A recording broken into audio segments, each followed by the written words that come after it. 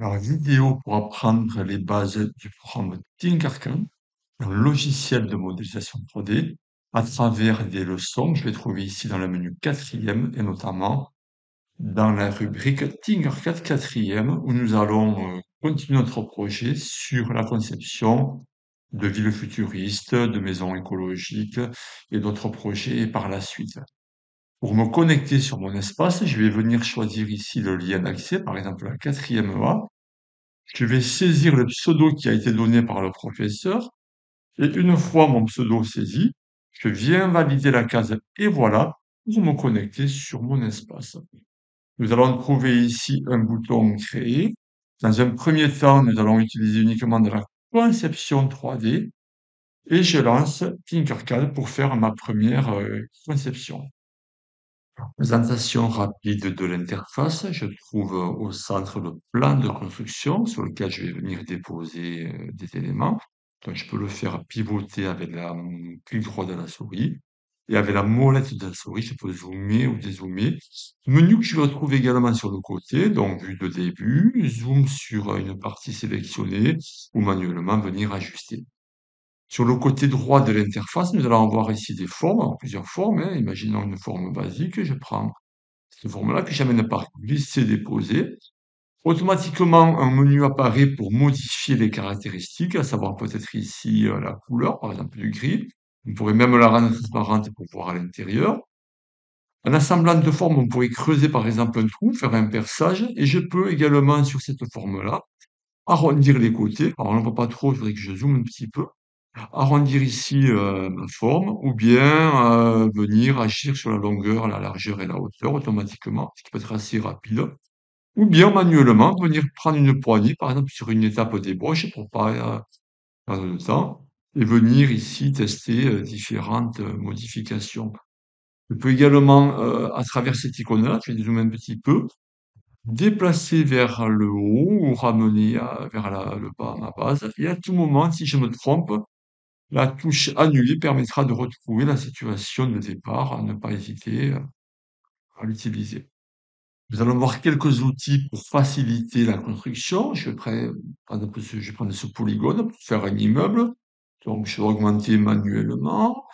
Et si je voulais avoir trois immeubles parfaitement alignés, je vais utiliser ici l'icône dupliquer et répéter. Donc, je déplace mon immeuble à côté, puis je recommence à nouveau, dupliquer, de manière à avoir mes trois immeubles. Et je vois qu'ils ne sont pas parfaitement alignés. Donc, deux possibilités pour les aligner. Soit je viens chercher ici l'outil règle que je vais venir poser au pied, et en zoomant bien, vous pourrez déplacer comme ça manuellement chaque immeuble, ou bien, autre possibilité, donc je vais annuler ce que j'ai fait, annuler ici, également annuler l'outil règle.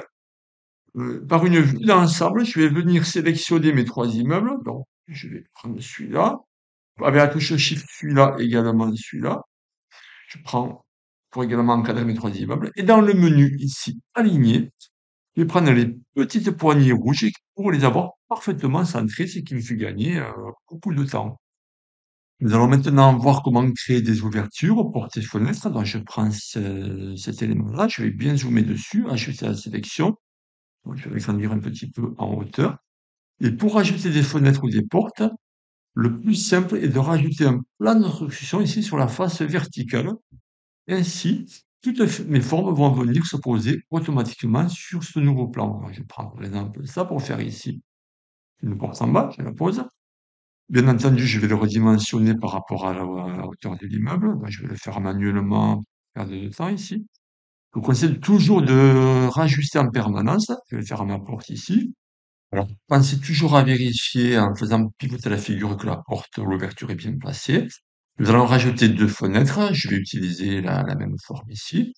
Donc, je vais réduire manuellement de manière très importante.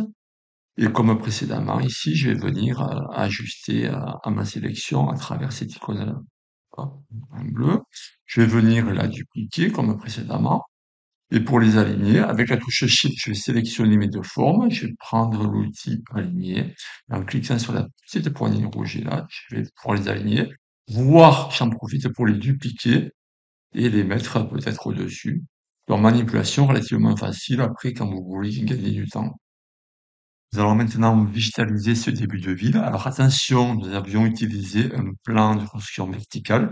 Je vais repasser ici sur un plan horizontal et je vous conseille tout simplement de prendre cette forme-là et de vous mettre en vue de haut en cliquant sur ce bouton-là. Il vous suffira d'agrandir sur la totalité du plan de construction cette forme, de refaire pivoter à niveau, de mettre l'épaisseur minimale, je vois, vous pouvez mettre 1 millimètre ou même moins, de la colorier en vert pour ajouter un petit peu de verdure. Et n'hésitez pas à aller chercher dans les autres menus ici, peut-être des structures et paysages, quoi, des arbres, sapins et autres éléments pour vraiment avoir ce côté écologique et végétal dans cette ville. Voilà, bon travail. Et comme toujours, appliquez-vous dans votre création.